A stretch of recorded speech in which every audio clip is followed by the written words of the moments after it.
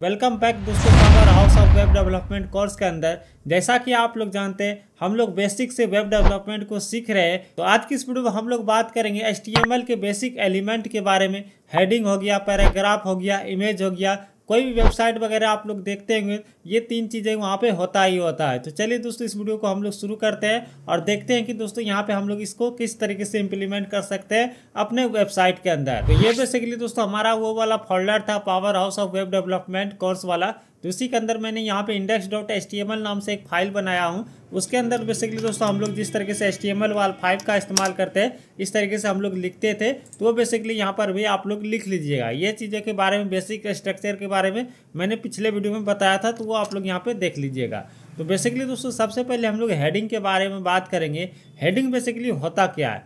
जब भी दोस्तों आप लोग कोई भी वेबसाइट वगैरह ओपन करते हैं, कोई भी आर्टिकल वगैरह ओपन करते हैं, उसके अंदर बेसिकली दोस्तों आप लोगों को पूरे आर्टिकल का जो मेन हेडिंग होता है, मतलब मेन मुद्दा रहता है दोस्तों, जिसको दोस्तों आप लोगों ने बोल्ड में देखा होगा, लिखा होगा। चलिए मैं कुछ एग्जांपल आप लोगों को दिखाता हूं। जैसे मैंने यहाँ पे गूगल पे सर्च किया न्यूज इन हिंदी, तो यहाँ पर आप लोग देखेंगे जैसे bbc.com को मैं ओपन कर लेता हूँ। यहाँ पर जैसे मैंने ये वाला पोस्ट को ओपन किया तो यहाँ पर आप लोग देखेंगे ये जो हमारा यहाँ पे आ जाता है, इसी को बेसिकली दोस्तों यहाँ पे हेडिंग कहा जाता है। उसी प्रकार से दोस्तों आप लोग दूसरे कोई पोस्ट को ओपन करते हैं, जैसे ये वाला हो गया चैंपियन ट्रॉफी वाला, तो यहाँ पे देखेंगे तो ये सारी चीज़ें कि दोस्तों हम लोग हेडिंग कहा जाता है। और ये यहाँ पे ये इस तरीके का जो मेन हेडिंग हो गया। उसके बाद यहाँ पे देखेंगे तो उससे थोड़ा कम मोटा लिखा हुआ है, तो वो उसका सब हेडिंग हो गया। उसी प्रकार से दोस्तों यहाँ पे बहुत सारा चीज़ें यहाँ पे लिखा जाता है। तो जब भी दोस्तों आप लोग कोई वेबसाइट वगैरह बनाते हैं, उसका जो मेन टॉपिक है हेडिंग वाला वो लिखा हुई रहता है। तो उसको बनाने के लिए दोस्तों हम लोग यहाँ पे इस्तेमाल करते हैं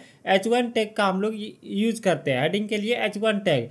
अगर दोस्तों हम लोगों को मेन हेडिंग लिखना है तो यहाँ पे दोस्तों हम लोग H1 टैग का इस्तेमाल करेंगे। उससे थोड़ा दोस्तों हम लोगों को यहाँ पे कम लिखना है, तो कम मोटा लिखना है, तो H2 टैग का इस्तेमाल करते हैं, मतलब सब हेडिंग के लिए। तो ये बेसिकली दोस्तों जब भी ज़्यादातर आप लोग H1 टैग इस्तेमाल करेंगे, ज़्यादातर बेसिकली दोस्तों आप लोग H1 टैग हर एक वेब पेज के अंदर आप लोग एक ही बार इस्तेमाल करेंगे, और ये सर्च इंजन के लिए भी बहुत ही ज़रूरी होता है। चलिए मैं यहाँ पे लिख के दिखाता हूँ। जैसे दोस्तों आप लोग H1 टैग लिखते हैं तो यहाँ पे दोस्तों आप लोग देखेंगे इसके अंदर बेसिकली दोस्तों आप लोगों का कोई भी हेडिंग हो वो आप लोग लिख सकते हैं। जैसे मैं यहाँ पे लिख देता हूँ दिस इज माई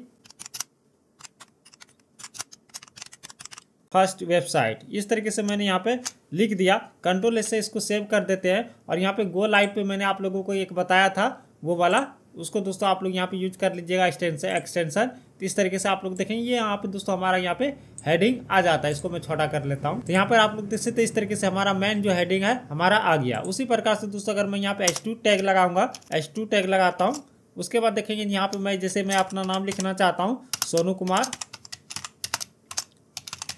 यादव, इस तरीके से यहाँ पर देखेंगे उससे थोड़ा छोटा आया, और ये इसका सब हेडिंग हो जाता है। इसी तरीके से दोस्तों आप लोग H2 हो गया, उसके बाद दोस्तों आप लोग यहाँ पे H3 का इस्तेमाल करेंगे, H6 तक आप लोग जाएंगे, H3 हो गया। यहाँ पे देखेंगे तो दोस्तों मैंने यहाँ पे H1 से लेके H6 तक यहाँ पे मैंने हेडिंग किया। यहाँ पर आप लोग देख सकते कुछ इस तरीके से आप लोग हेडिंग का इस्तेमाल कर सकते हैं। जब भी दोस्तों आप लोगों को कोई हेडिंग वगैरह लिखना पड़ गया अपने वेब पेज के अंदर, तो इस तरीके से आप लोग लिखेंगे। जब भी जैसे कोई मेन जो टॉपिक है आपका, उसके लिए दोस्तों आप लोग H1 टैग लगेंगे, उससे थोड़ा कम है तो H2 टैग लगाएंगे, उससे थोड़ा कम है इसका भी सब हेडिंग है तो उसके अंदर बेसिकली H3 टैग आप लोग लगाएंगे। तो ये बेसिकली दोस्तों आप लोगों को यहाँ पे ये हेडिंग हो जाता है। अब दोस्तों हम लोग बात करते हैं यहाँ पे पैराग्राफ टैग के बारे में। बेसिकली दोस्तों आप लोगों ने देखा होगा जब भी हम लोग कोई हेडिंग वगैरह लिखते हैं तो उसका कुछ पैराग्राफ लिखते हैं। हेडिंग तो हमारा मेन टाइटल हो गया, उसके नीचे दोस्तों उसके बारे में पूरा डिटेल्स में अगर हम लोगों को लिखना पड़ जाए तो उसके लिए दोस्तों हम लोग यहाँ पे पैराग्राफ टैग का इस्तेमाल करते हैं। ये सबको दोस्तों मैं कमेंट कर देता हूँ,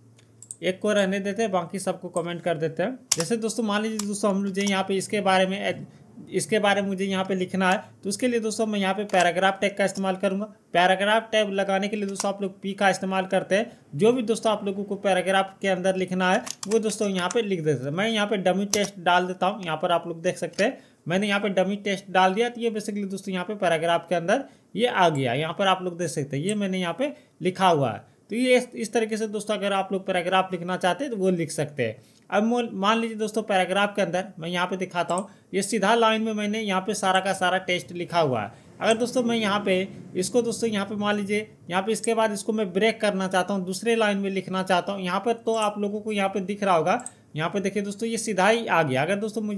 अगर मुझे यहाँ पे मान लीजिए स्टंट के बाद यहाँ पे ब्रेक करना है तो वो दोस्तों मैं यहाँ पे किस तरीके से करेंगे, तो उसके लिए बेसिकली दोस्तों मुझे यहाँ पे जैसे यहाँ से मुझे ब्रेक करना है, यहाँ पे दोस्तों हम लोग BR टैग का इस्तेमाल कर लेंगे इस तरीके से। जैसे ही मैंने यहाँ पे BR टैग लगाया, यहाँ पे आप लोग देख लीजिए दोस्तों, यहाँ पे स्टैंड के बाद यहाँ पे ये दूसरे लाइन में आ गया। तो इस तरीके से बेसिकली दोस्तों आप लोग BR टैग का भी इस्तेमाल कर सकते हैं। अब मान लीजिए दोस्तों मुझे यहाँ पे इस तरीके से अगर मैं लिख देता हूँ, जैसे यहाँ पे इस तरीके से मैंने लिखा, इसको BR को यहाँ से हटा देते हैं।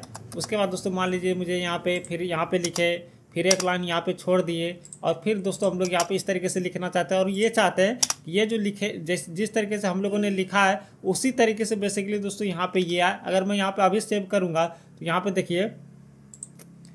देखिए दोस्तों ये वैसा ही रहेगा जैसा लिखा हुआ है, मतलब दोस्तों एक लाइन के अंदर ही रहेगा। लेकिन दोस्तों मैंने यहाँ पे इस तरीके से तोड़ मरोड़ के लिख दिया है, तो इसके लिए दोस्तों आप लोगों को यहाँ पे प्री टैग का इस्तेमाल करना पड़ेगा। पैराग्राफ की जगह प्री आप लोग इस तरीके से लगा दीजिए, PRA इस तरीके से।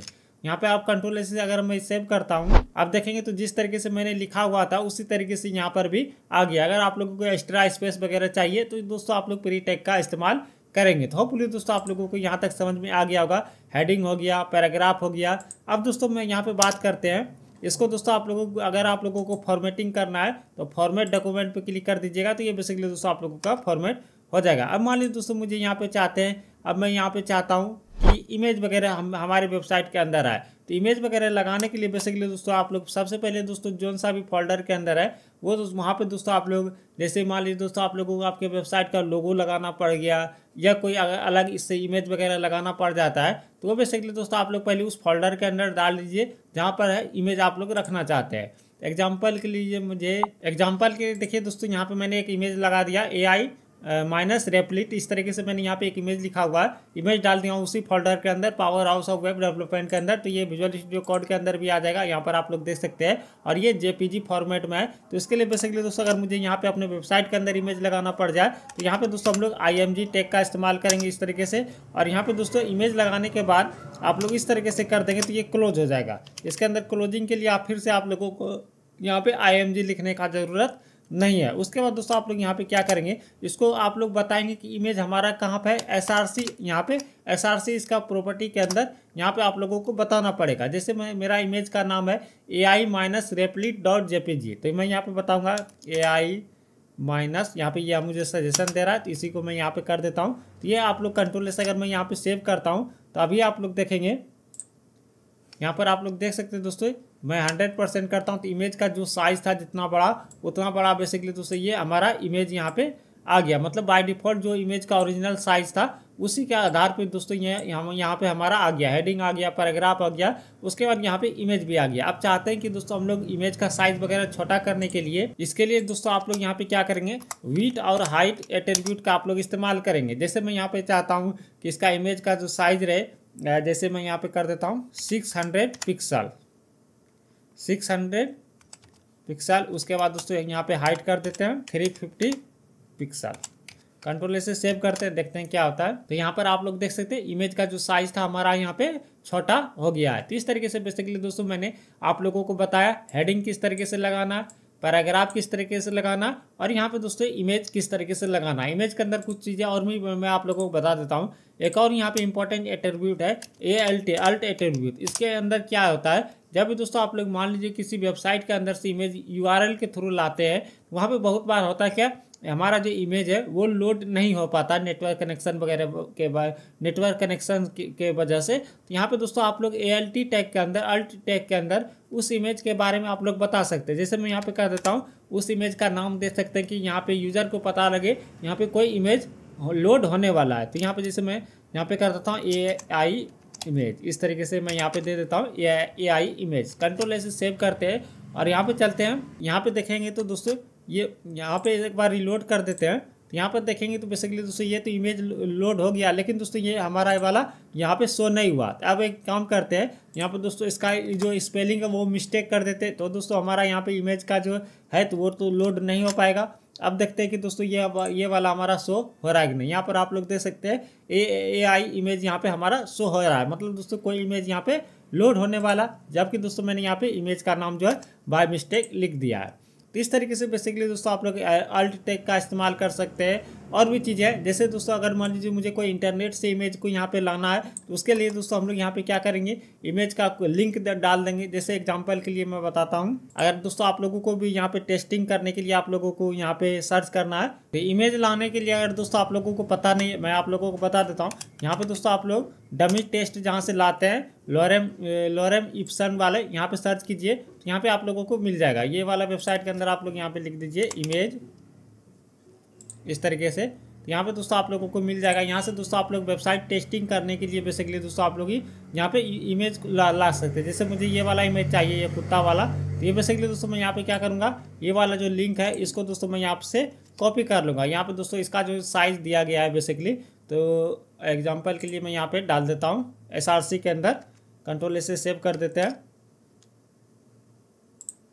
अब देखेंगे तो दोस्तों हमारे डॉक्यूमेंट के अंदर ये वाला इमेज बेसिकली आ गया। ये जो मैंने अपना वाला साइज दिया इसको मैं हटा देता हूँ। तो यहाँ पर आप लोग देख सकते हैं दोस्तों ये इस तरीके से यहाँ पे ये वाला इमेज भी आ गया। तो अगर आप लोगों को इंटरनेट वगैरह से लोड करना है तो बेसिकली दोस्तों आप लोगों ने कर सकते हैं। तो होपफुली दोस्तों आप लोगों को ये वीडियो पसंद आया होगा। अगले वीडियो में दोस्तों हम लोग देखेंगे लिस्ट के बारे में और लिंक के बारे में, किस तरीके से हम लोग अपने वेबसाइट के अंदर लिस्ट वगैरह बना सकते हैं, किसी भी दूसरे वेबसाइट को किस तरीके से लिंक कर सकते हैं, वो सब चीज़ें के बारे में दोस्तों हम लोग अगले वीडियो में देखेंगे। तो अगले वीडियो को देखने के लिए दोस्तों आप लोग चैनल को सब्सक्राइब कर लीजिएगा और इस वीडियो को लाइक एवं शेयर जरूर कीजिएगा। तो मिलते हैं दोस्तों दूसरे वीडियो में, तब तक दोस्तों जय हिंद जय भारत।